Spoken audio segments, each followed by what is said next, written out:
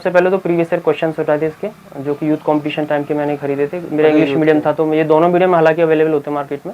Hindi medium, हाँ मेरा English medium था, तो मैंने इंग्लिश मीडियम को चूज़ करके इंग्लिश मीडियम के यूथ कंपटीशन टाइम्स के मैंने वो परचेस करके पहले उनको एनालिसिस किया कि किस लेवल का क्वेश्चन पूछा जा रहा है, क्या, क्योंकि उसमें डीए वगैरह थोड़ा कॉम्प्लिकेटेड रहती है, थोड़े CISI के या फिर टाइम एंड वर्क के क्वेश्चंस पुटअप कर लेते हैं वो लोग। गीता के लिए सर मेरे पास जो भगवत गीता छोटा वाला वो आता है गुटका जिसको बोलते हैं हम लोग, हाँ उससे मैंने भगवत गीता के श्लोक तो सर उसी से याद किए थे। इनफ है नेट के लिए? नहीं सर, श्लोक याद करने के लिए ठीक है, पॉकेट में डाल करके कभी भी रिवाइज कर सकते हैं आप। मेरी स्ट्रेटेजी ये रही अब तक कि सर मैं एक डायरी मेंटेन करता हूँ। जैसे हम लोग क्या करते हैं, मेरी मान लीजिए 1 लाख रुपए सैलरी, 1 लाख रुपए सैलरी है, तो मैं उसका बजट बनाता हूँ। मुझे 20,000 रुपये वाईफाई खर्च करनी है, बच्चों पर फीस देनी है, वहाँ रेंट देना है। ऐसी सर मेरी पूरी एक डायरी मेंटेन रहती है पर डे की, कि मुझे इतने घंटे से इतने घंटे ये सिलेबस पढ़ना है, मुझे डेली का शेड्यूल रहता है। तो ये मेरी डायरी में डेली का हिसाब रखता हूँ। तो यानी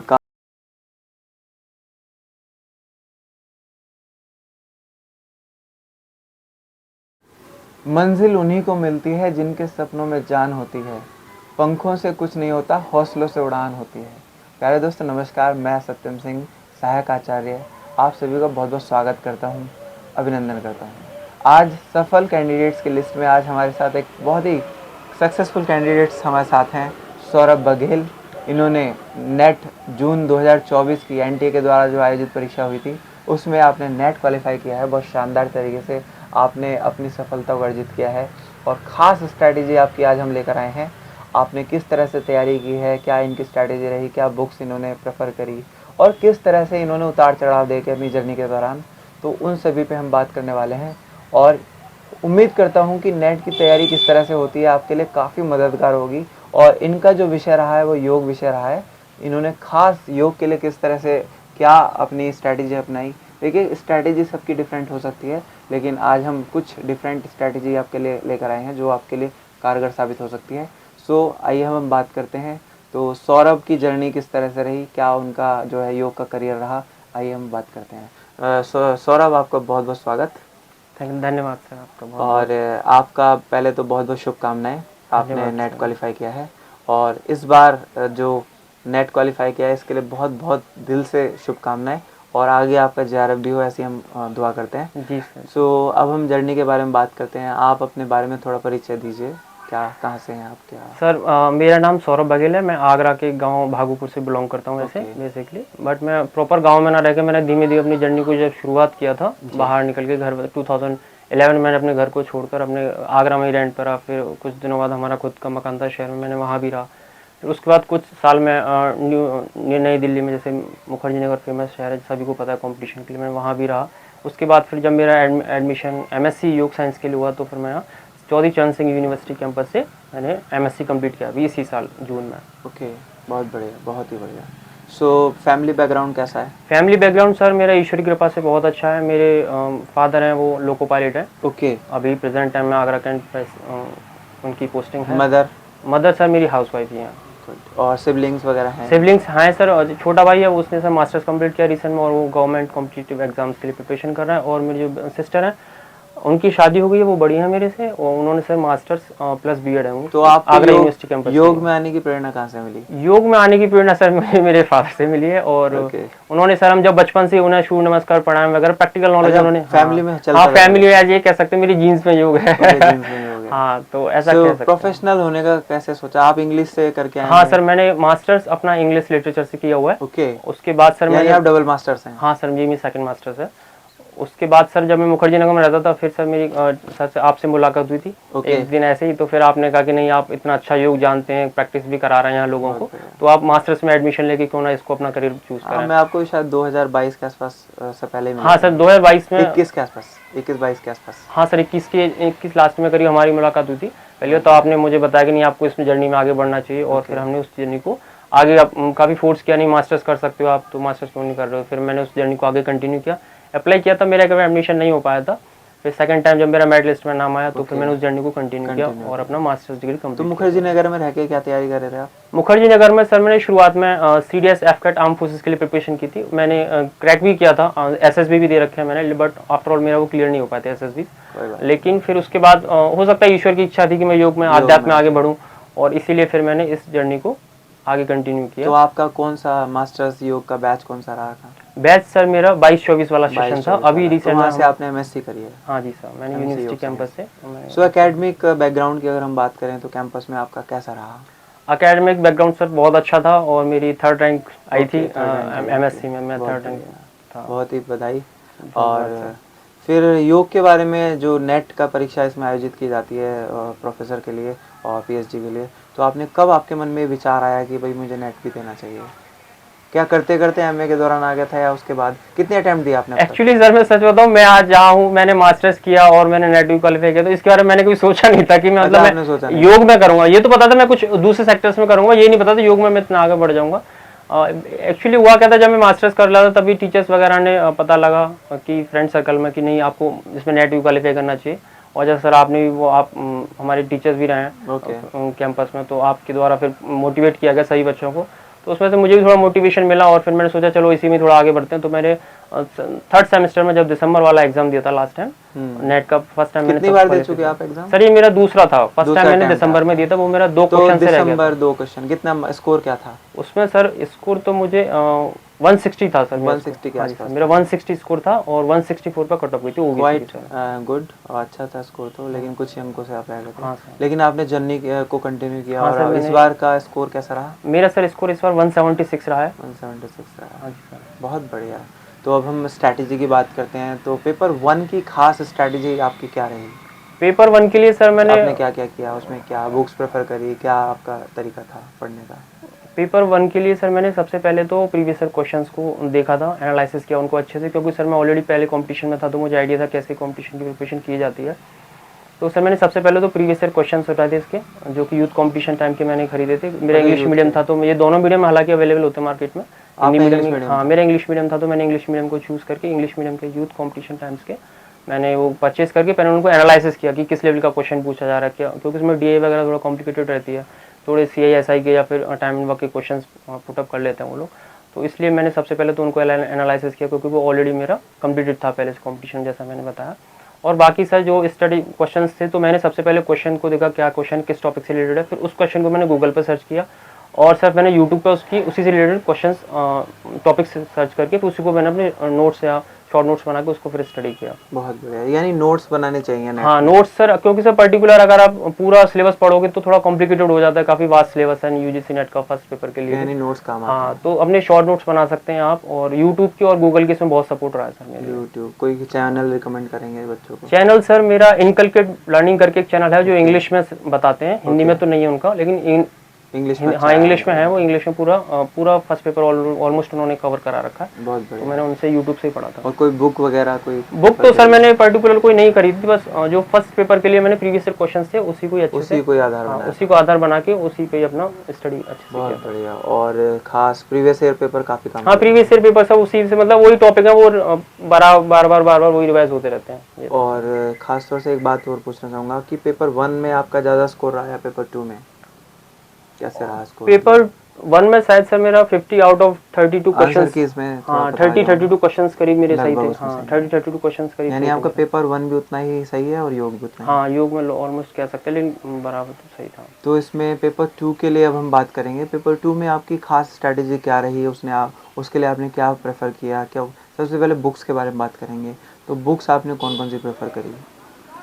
पेपर 2 के लिए सर जैसे हमारे यूनिवर्सिटी कैंपस का जो सिलेबस था, मैंने सबसे पहले वो कंप्लीट किया था अपने, कि क्योंकि पहले डिसाइड कर लिया था मुझे नेट तो क्लियर करना ही करना है, तो उसी हिसाब से जैसे जैसे योग सूत्र पढ़ाया या फर्स्ट सेमेस्टर का सिलेबस था फर्स्ट सेमेस्टर में कंप्लीट किया अकॉर्डिंग टू नेट, फिर सेकंड सेमेस्टर का सेकंड सेमेस्टर ऐसे सर अकॉर्डिंग टू नेट के अकॉर्डिंग मैं प्रिपरेशन करता चला गया था। यानी दोनों अटेम्प्ट्स आपने फाइनल ईयर में दिए? हाँ दोनों अटेम्प्ट से फाइनल ईयर में दिए थे मैंने। तो यानी अगर कोई नेट कैंडिडेट देना चाहे तो क्या फर्स्ट ईयर में दिया जा सकता है? तैयारी उतनी नहीं होती होगी? तैयारी इतनी नहीं हो पाती, क्योंकि सब फर्स्ट सेमेस्टर में या सेकंड सेमेस्टर इतना सिलेबस कंप्लीट नहीं हो पाता है हमारा, क्योंकि उपनिषद वगैरह वो हमारी यूनिवर्सिटी कैंपस में 3rd सेमेस्टर में आते हैं। हो सकता है दूसरी यूनिवर्सिटीज में सेकंड या फर्स्ट में हो, उसका मुझे पता नहीं, लेकिन हम कुछ और उपनिषद सर मेजर रोल प्ले करते हैं इस एग्जाम को। तो इसमें पेपर 2 में सबसे जो मेजर पार्ट्स होते हैं वो कौन कौन से होते हैं जिसमें ज़्यादा क्वेश्चन आते हैं या पूछे जाते हैं एग्जाम में? सर ये तो कहना थोड़ा मुश्किल भी है और आसान भी, दोनों ही बातें हैं, क्योंकि अगर आप पेपर 2 दिसंबर वाला देखे हैं, पेपर 2 दिसंबर यानी कि इस साल जो लास्ट ईयर हुआ था 23 का दिसंबर वाला, तो उसमें योग सूत्र अच्छा पूछा गया था, लेकिन अगर ये रिसेंट वाला देखें जो अभी जो मैंने क्लियर किया अभी जून 2024 वाला, इसमें सर उपनिषद से क्वेश्चंस पूछे गए थे ज़्यादा एज कम्पेयर टू योग सूत्र। ओके। तो मैं कहूँगा कि आप कुछ कह नहीं सकते कि क्या पूछ ले, क्योंकि एग्जामिनर किस मूड में बैठा है कुछ कहा नहीं जा सकता, कौन बोर्ड किस मूड से क्या पूछ ले, तो सर कुछ कहा नहीं जा सकता। वैसे mostly sir questions put up किया था योग सूत्र और उपनिषद का सर अच्छा कंटेंट इनका कंटेंट ज़्यादा अच्छा इसका अच्छा रहता है। तो प्रीवियस ईयर पेपर देखने से तो पता ही चली जाता हाँ sir, previous year questions paper आप बाकी देखिए। आपका मेजर जो स्ट्रॉन्ग एरिया रहा वो कौन सा रहा? स्ट्रॉन्ग एरिया सर वो तो देखो सबके हाँ जी वो आप सही कह रहे हैं सर। सबसे मेरा स्ट्रॉन्ग एरिया योग सूत्र रहा है। योग सूत्र में फुल कॉन्फिडेंस था कि क्वेश्चन आएगा तो 100% सही होगा ही होगा। कोई खास बुक प्रेफर करी उसके लिए? योग सूत्र के लिए सर एक नंदलाल पब्लिकेशन, नंदलाल दसौरा का एक पब्लिकेशन है, उनकी बुक आती है योग सूत्र की। तो इनफ है वो नेट के लिए काफी सफिशिएंट है? हाँ सफिशिएंट है। वैसे गीता प्रेस वालों की बुक आती है बट वो थोड़ा ज्यादा डिटेल में हो जाता है, वो उतना पढ़ भी नहीं सकते स्टूडेंट लाइफ में, क्योंकि वो थोड़ी मोटी हो जाती है। काफी अच्छी है बुक वो, लेकिन उसको पढ़ना थोड़ा मुश्किल हो जाएगा। सो हम मेजर एरियाज की यूनिट्स की बात करें तो पेपर 2 में पहला योग का फाउंडेशन है और उसका हिस्ट्री ऑफ हमारे जो ऋषि रहे हैं उनके बारे में जो सामान्य परिचय है, वो कौन सी बुक से आपने ज़्यादा प्रेफर किया? इसका सर ये जो टॉपिक है फर्स्ट यूनिट, ये हमारे यूनिवर्सिटी कैंपस के सेमेस्टर के फर्स्ट सेमेस्टर के सिलेबस में थी। तो सर मैंने जो टीचर्स ने नोट्स वगैरह प्रोवाइड किए गए थे उसी से पढ़ा था। और सर मैंने साथ साथ आप इग्नू की जो साइड है या फिर आप उत्तराखंड यूनिवर्सिटी ओपन यूनिवर्सिटी की साइड है, हाँ, तो उस पर भी देखिए कई सारे बायोग्राफी ऑटोबायोग्राफी आपको मिल जाएंगे। वहाँ से आप जीवन परिचय वगैरह पढ़ सकते हैं या योग का परिचय वगैरह। और गूगल से भी कई सारे चैनल्स हैं यूट्यूब के, और गूगल से भी आप पढ़ सकते हैं। अब हम उपनिषद और भगवत गीता के बारे में बात करते हैं और वशिष्ठ, योग वशिष्ठ के बारे में। इनके लिए कोई खास बुक या कोई नोट्स या कुछ और कंटेंट आपने कहाँ से प्रेफर किया? भगवत गीता के लिए सर मेरे पास जो भगवत गीता छोटा वाला वो आता है गुटका जिसको बोलते हैं हम लोग, हाँ, उससे मैंने भगवत गीता के श्लोक तो सर उसी से याद किए थे। इनफ है नेट के लिए? नहीं सर, श्लोक याद करने के लिए ठीक है, पॉकेट में डाल करके कभी भी रिवाइज कर सकते हैं आप। और श्लोक को तो अच्छे से एक्सप्लेन करने के लिए तो सर आपको अच्छी बुक पढ़नी पड़ती है सर, यानी गहराई से अध्ययन करना पड़ता है सर उसका, काफी डीप आपको स्टडी करना पड़ता है। और इसमें योग उपनिषद 10 हैं, तो उसको आपने कैसे कवर किया? हाँ सर, योग उपनिषद कि इस बार मेजर क्वेश्चंस रहे हैं योग उपनिषद के, उसके लिए सर मैंने इंडिविजुअल एक बुक आती है उसका, वैसे तो सर स्कूल यहाँ पे यूनिवर्सिटी कैंपस में जो टीचर्स थे उन्होंने हमें पढ़ाया था, उन्होंने नोट्स प्रोवाइड कराए थे, उसी से प्रिपरेशन हो गई थी। उसके अलावा सर मैंने योग से नेट से हो जाता है, हाँ, गूगल से अगर आप सर्च करेंगे तो वहाँ पे प्रीवियस ईयर क्वेश्चंस की हेल्प लेके वो मैंने ऐसे स्टडी तैयार की थी। योग सूत्र के लिए आपने नंदलाल दशौरा फॉलो करी और हठ योग के ग्रंथ काफी इंपॉर्टेंट रोल अदा करते हैं। हाँ सर, हठ, तो उसमें आप क्या कहना चाहेंगे? हठ योग के ग्रंथ के सर मैंने इंडिविजुअल ग्रंथ पढ़ा था, जैसे कैवल्य धाम का, हठ प्रदीपिका और ग्रहण संहिता उनकी आती है, हठ प्रदीपिका आती है, और सर योग भी सिद्धांत पद्धति वगैरह, ये सारे मैंने तो काफी कम क्वेश्चन आते हैं। हाँ, इनसे आते हैं, लेकिन इस बार से सिद्धांत पद्धति से पिछली बार जो गोरख संहिता है, गोरख संहिता हुई, शिव संहिता हुई, हाँ, हठ रत्नावली, इन सब के सर मैंने गूगल से और यूट्यूब से पढ़ाई। इसके सब खुद इंडिविजुअल नोट्स बना के। तो हठ योग के काफी क्वेश्चन पूछे जाते हैं लगभग? हाँ जी सर, हठ योग के क्वेश्चन अच्छे खासे आते हैं। अगला हम बात करेंगे एनाटॉमी और जो है डाइट एंड न्यूट्रिशन, इसके ऊपर क्या? हाँ, एनाटॉमी और डाइट एंड न्यूट्रिशन के सर जैसे मैंने बताया हमारे फर्स्ट सेमेस्टर में थी एनाटॉमी, तो सर उसी के टाइम पे हमने कंप्लीट की थी एनाटॉमी। हाँ, वही काम करके सर एनाटॉमी। और डाइट एंड न्यूट्रिशन के क्वेश्चन? डाइट एंड न्यूट्रिशन के सर वो सर गूगल से और यूट्यूब से तैयार किए थे। बहुत बढ़िया। अब हम चिकित्सीय योग के बारे में और योग एवं स्वास्थ्य के बारे में आपने कोई खास? योग और स्वास्थ्य के बारे में, उससे चिकित्सीय योग के बारे में तो मैं ये कहूँगा कि जैसे अगर आपकी एनाटॉमी अच्छी है और आपको हर आसन क्योंकि मेरी प्रैक्टिस भी अच्छी है रही है आसन में, मैंने डिस्ट्रिक्ट भी खेला हुआ लास्ट टाइम। ओके। तो सर मैंने आसन की थोड़ी नॉलेज है मुझे और एनाटॉमी मेरी ठीक ठाक रही है, तो मैंने दोनों को लिंक करके वो ऐसे करके उसकी प्रिपरेशन की थी। हाँ, ये था सर। और लास्ट में हम पूछेंगे भाई क्रियात्मक योग और प्रैक्टिकल जो एक क्वेश्चंस आते हैं, काफ़ी क्वेश्चन देखने को मिलते हैं पेपर में, तो उनकी तैयारी आपने कैसे करी? उसके लिए सर वही सर क्लास नोट्स थे हमारे, उन्हीं से प्रिपरेशन की थी सर, मुझे जो टीचर्स की सर हेल्प ले लिए तो वो वहीं से कंप्लीट हो गया था। चलिए, बहुत 10 यूनिट्स हमारी लगभग कवर होती हैं, तो इसमें पेपर 2 के लिए कोई खास बुक रिकमेंड करी आपने, कोई किसी खास पब्लिकेशन की या कोई और अन्य कोई बुक, या डिटेल पढ़ना चाहिए किस तरह से? पेपर 2 के लिए सर पढ़ना तो डिटेल ही चाहिए वैसे। और सर सबसे बेस्ट है कि आप जो जैसे मैंने बताया हठ प्रदीपिका अगर आपको पढ़नी है तो पर्टिकुलर हठ प्रदीपिका आप खरीदिए मार्केट से, उसको पढ़िए। हाँ, ना कि अगर आप मान लीजिए कोई पर्टिकुलर के लिए कौन सी प्रेफर करिए आप? हठ प्रदीपिका के लिए सर मैंने कैवल्य धाम की जो आती है, हाँ, और ऐसे ग्रहण संहिता से पढ़ना चाहिए।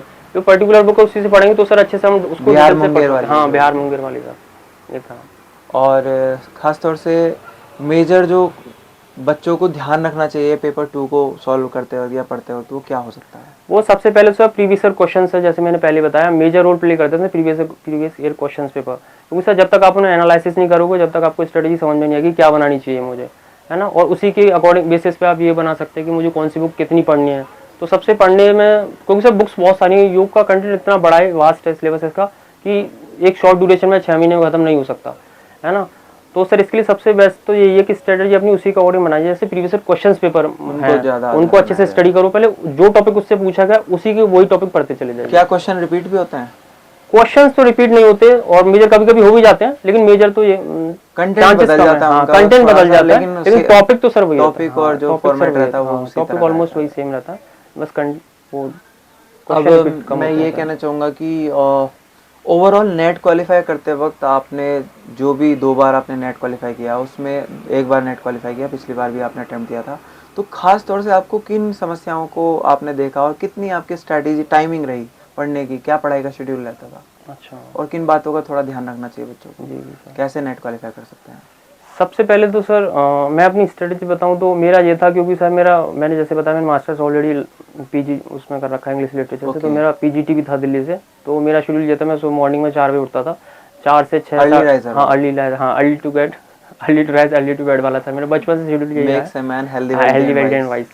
तो सर मैं सुबह 4 बजे उठता था, 4 से 6 साढ़े 6 बजे तक मैं पेपर 1 तैयार करता था नेट का। ओके, उसके पढ़ते थे। हाँ, तो सुबह से पेपर 1 जितना हो जाता उतना हो जाता, उसी सर मैंने फिर उसको कंपटीशन उसको तो पूरा दिन लगभग योग कितना? फिर उसके बाद सर फिर मैं लाइब्रेरी करीब आ जाता था 9 बजे करीब। 9 बजे? हाँ, 9 से 3 से 4 घंटे फिर सर मैं वो पढ़ता था अपना पेपर 2 योग का, लगभग 12-1 बजे। हाँ, 12-1 बजे तक सर मैं पढ़ता था, ऐसे 4 घंटे करीब पेपर 2 पढ़ता था। उसके बाद सर मैं अपना लिटरेचर पढ़ता था शाम के टाइम, अपना 5 बजे तक 5-6 बजे तक मैं लाइब्रेरी था। उसके बाद फिर घर जाकर पेपर 2 का पढ़ता था, अपना पीजीटी का, पेपर 1 का, सॉरी।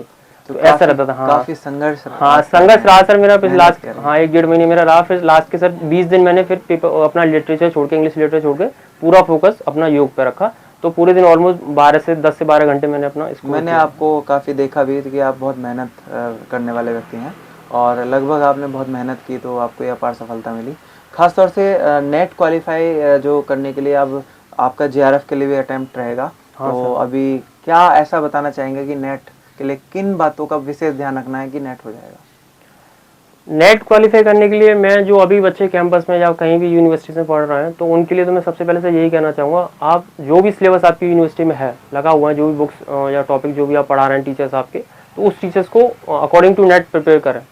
ऐसा नहीं कि हमें यूनिवर्सिटी कैंपस में पढ़ रहे हैं या किसी भी कॉलेज या यूनिवर्सिटी से पढ़ रहे हैं तो बस मुझे अच्छे मार्क्स आ गए स्कोर में इंटरनल में या एक्सटर्नल में, तो उस बात से फ़र्क नहीं पड़ेगा, क्योंकि हमारे कंपटीशन में और एकेडमिक से काफ़ी फ़र्क होता है सर, है ना। तो इसलिए आपको सबसे पहले जो भी टॉपिक आपका सिलेबस है उसको कंप्लीट कीजिए अकॉर्डिंग टू नेट, जो भी आपको पढ़ाया जा रहा है आपके कैंपस में जो भी सिलेबस है, उस सिलेबस को उसको मैच करके दोनों से इस तरह से आप प्रिपेयर कर सकते हैं। दूसरा कैसे, प्रीवियस ईयर क्वेश्चन पेपर को सर अच्छे से एनालिसिस करना चाहिए।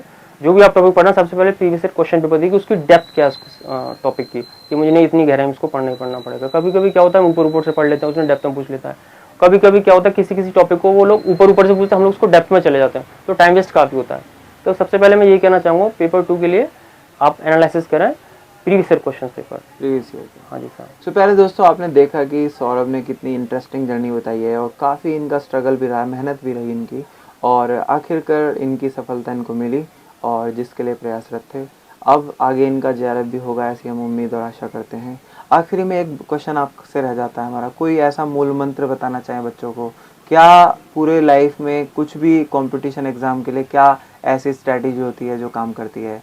किस चीज़ से आपको मोटिवेशन मिलता होता है, या कुछ उस तरह से? कुछ मोटिवेशन सर, एक्चुअली मोटिवेशन 2 तरह के होते हैं, एक तो इंटरनल होता है, एक एक्सटर्नल होता है, जैसा सबको पता ही होगा वो, और सब लोग जानते हैं हम लोग। मोटिवेशन जो एक्सटर्नल मोटिवेशन होता है वो एक ड्यूरेशन के बाद खत्म हो जाता है। मान लीजिए मैं किसी को देख के अपनी यूनिवर्सिटी में प्रोफेसर को देख के मोटिवेट हूँ, तो वो एक शॉर्ट ड्यूरेशन का मोटिवेशन रहेगा। जब तक इंटरनल मोटिवेशन नहीं होगा तो वो लॉन्ग ड्यूरेशन के लिए नहीं होता।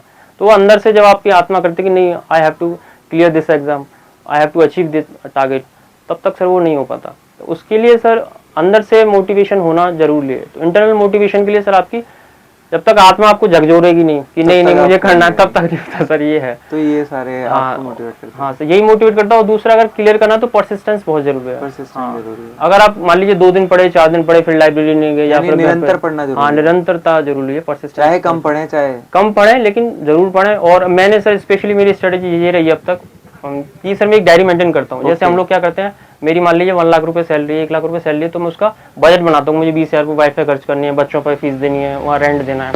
ऐसी सर मेरी पूरी एक डायरी मेंटेन रहती है पर डे की, कि मुझे इतने घंटे से इतने घंटे ये सिलेबस पढ़ना है, मुझे डेली का शेड्यूल रहता है। तो ये मेरी डायरी में डेली का हिसाब रखता हूँ। तो यानी काफी मोटिवेशनल बात है ये भी। पैसे के हिसाब नहीं रखता, लेकिन समय के हिसाब में जरूर रखता हूँ। इतने बजे से इतने बजे ये पढ़ना है, इतने बजे से इतने ये पढ़ना है। वो डेली का अलग रहता है, महीने का अलग रहता है, और 6 महीने का ऐसे रहता है। सो प्यारे दोस्तों, आपने देखा कि भाई समय बहुत कीमती होता है। कहते हैं कि अगर दौलत गई तो सब गया, लेकिन अगर आपका समय गया तो फिर सब कुछ गया। तो इन्होंने समय का विशेष ध्यान रखा, और टाइम मैनेजमेंट बहुत बड़ी चीज़ होती है किसी भी एग्ज़ाम को क्वालिफाई करने में, क्रैक करने में।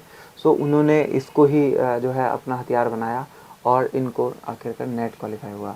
सो हम ऐसी आशा करते हैं कि आपका भविष्य में JRF भी क्वालिफाई होगा, और जल्दी से आप एनरोल भी होंगे कहीं PhD में, और इस प्रोफेशन के अंदर आगे बढ़ेंगे, ऐसी हम आशा और उम्मीद करते हैं। तो प्यारे दोस्तों, ये खास स्ट्रैटेजी सौरभ की रही। इनकी काफ़ी उतार चढ़ाव इन्होंने देखे, और अपनी जर्नी को कंटिन्यू रखा, और लगभग 1-2 साल जो भी इनकी जर्नी रही काफ़ी इंटरेस्टिंग रही। तो योग विषय से इन्होंने जो नेट क्वालिफाई किया, तो ऐसे ही आप भी क्वालिफाई कर सकते हैं, और बस कुछ बातों का विशेष ध्यान रखना होता है। तो किसी भी एग्ज़ाम को क्वालिफाई करने के लिए बस दृढ़ निश्चय की ज़रूरत होती है, और आपका जो आत्मविश्वास होता है वो प्रबल होना चाहिए, तभी आपकी कोई भी सफलता आपको प्राप्त हो सकती है। और कहा जाता है कि इस दुनिया में कुछ भी असंभव नहीं है। अगर कुछ असंभव है तो वो खुद हम हैं। अगर हम अपने आप को नहीं पहचान पा रहे हैं तो वो कोई भी सफलता हमें प्राप्त नहीं हो सकती। तो प्यारे दोस्तों, ये थी हमारी खास स्ट्रैटेजी। तो ऐसे ही अच्छी अच्छी वीडियोस हम आपके लिए लेकर आते रहेंगे, और ख़ास टॉपर्स हमारे साथ जुड़ते रहेंगे। और ये हमारे साथ सौरभ थे, और उनको हम थैंक यू बोलेंगे कि आप हमारे साथ जुड़े, और भविष्य के लिए बहुत बहुत शुभकामनाएं। So thank you dear friends, मिलते हैं किसी अच्छी सी वीडियो में। तब तक के लिए आप अपना ध्यान रखिएगा। नमस्कार, जय हिंद।